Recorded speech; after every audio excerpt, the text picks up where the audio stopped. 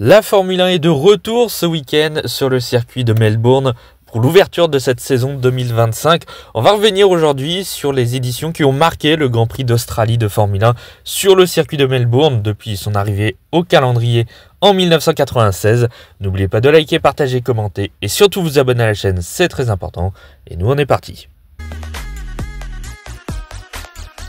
Le Grand Prix d'Australie a été mis au calendrier à partir de 1985, mais c'était sur le circuit d'Adélaïde. Melbourne est arrivé ensuite pour remplacer Adélaïde à partir de 1996, et c'est donc cette année-là qu'a eu lieu le premier Grand Prix de Formule 1 sur le circuit semi-urbain de Melbourne. Ce premier Grand Prix sur le circuit de Melbourne qui avait été marqué notamment par l'accident assez impressionnant de Martin Brundle sur sa Jordan, qui était parti en tonneau après une confusion dans le virage 3. Un accident heureusement sans conséquences au niveau physique pour n'importe quel pilote, tout le monde s'en est sorti. Un Grand Prix qui avait été marqué aussi par la belle performance de Jacques Villeneuve pour son premier Grand Prix en Formule 1 avec l'équipe Williams. Il avait signé la pole position et avait terminé la deuxième place, offrant un doublé pour l'équipe britannique derrière Damon Hill. Un podium toutefois avec un petit goût amer puisqu'il aurait pu gagner la course, mais il a eu quelques soucis mécaniques qui l'ont obligé à ralentir et il s'est fait dépasser par son coéquipier. Mais ça en restait quand même pas moins un très beau Grand Prix pour une première montée sur le podium. Très peu de pilotes ont réussi cette performance.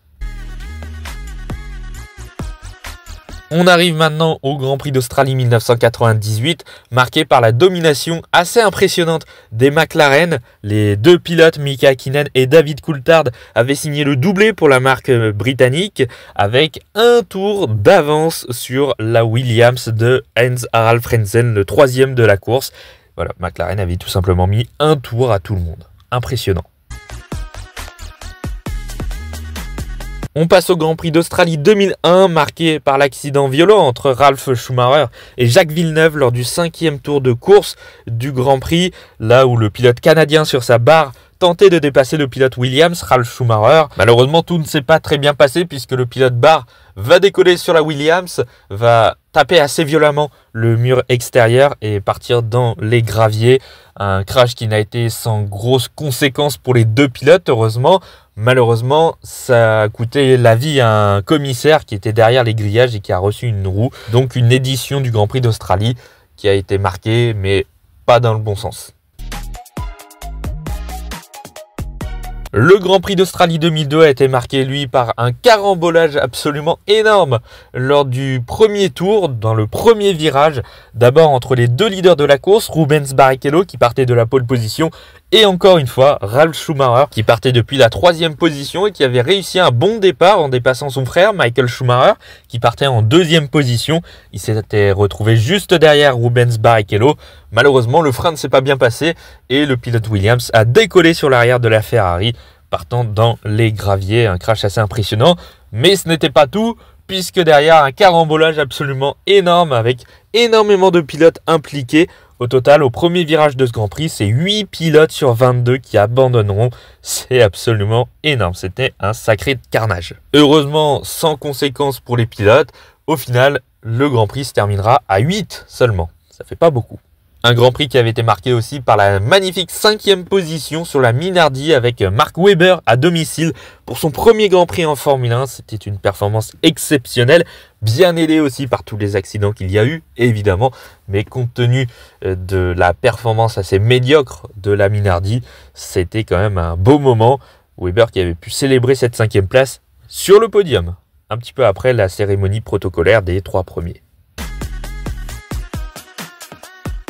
On part maintenant au Grand Prix d'Australie 2007, un Grand Prix qui avait été marqué par la belle performance d'un rookie lors de ce Grand Prix.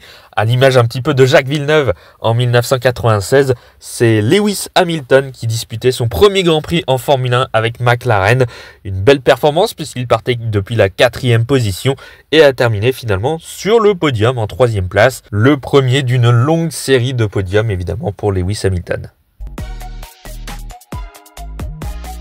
On peut aussi évoquer le Grand Prix d'Australie 2009 qui a été marqué par la domination des pilotes Brown. C'était le premier Grand Prix de cette équipe britannique qui venait de racheter l'équipe Honda et qui était d'emblée performante. C'était très impressionnant. On ne s'attendait absolument pas à ce que cette petite équipe, aux moyens assez limités, puisse être autant devant. Jenson Button a dominé le Grand Prix en remportant cette course devant Rubens Barrichello, son coéquipier, qui a profité d'un accident en fin de course entre Vettel et Kubica pour finalement terminer deuxième et signer un magnifique doublé lors de ce Grand Prix d'Australie 2009.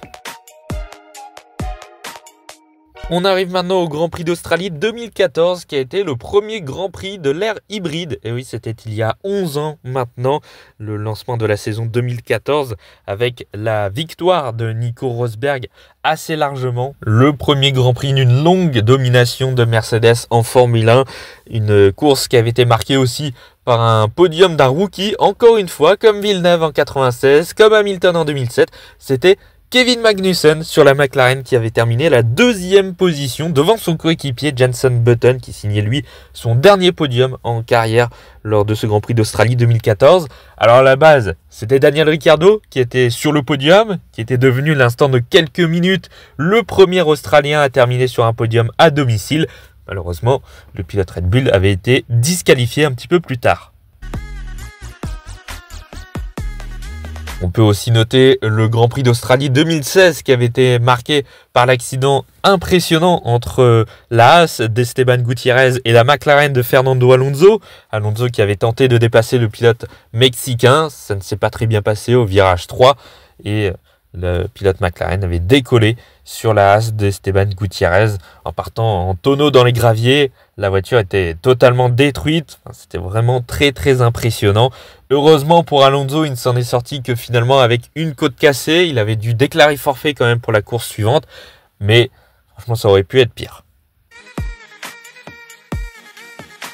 On peut aussi revenir sur le final du Grand Prix d'Australie 2023 qui a été impressionnant avec tous ces accidents lors du dernier tour, avec l'accrochage entre Carlos Sainz et Fernando Alonso, l'accrochage aussi en fond de peloton entre De Vries et Sargent, l'accident entre les deux Alpines également, Stroll qui se met dans le gravier tout seul comme un grand. Enfin, c'était vraiment le chaos général. Finalement, il y avait eu drapeau rouge, c'était fin de course. Les positions avaient été remises à leur place. C'est ainsi que Fernando Alonso avait pu terminer sur le podium malgré son tête à queue dans le dernier tour. Et enfin, revenons sur la dernière édition en date du Grand Prix d'Australie, l'année dernière, en 2024, qui avait été marquée par l'abandon de Max Verstappen, qui était son premier abandon en Formule 1 depuis le Grand Prix d'Australie 2022. C'était une éternité. Finalement, c'était un doublé Ferrari ce jour-là, avec la victoire de Carlos Sainz devant Charles Leclerc. Voilà, c'est la fin de cette vidéo. J'espère que ça vous a plu, ce nouveau format. On va refaire ça tout le long de la saison. Tous les jeudis avant un week-end de course, on va revenir sur les éditions marquantes de chaque Grand Prix de Formule 1. J'espère que ça vous plaît. N'oubliez pas de liker, partager, commenter et surtout vous abonner à la chaîne, c'est très important. Et nous, on se retrouve dans quelques jours pour de nouvelles vidéos sur la chaîne. À bientôt.